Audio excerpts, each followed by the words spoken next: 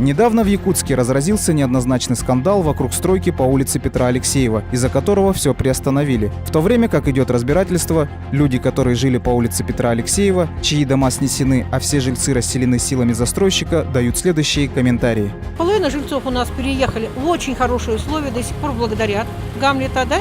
А часть нас, значит, осталась для того, чтобы прийти сюда в долевое участие. И в данной ситуации, почему по вине кого-то мы, те жильцы, которые хотим въехать сейчас здесь уже в новый дом, должны, извините, страдать.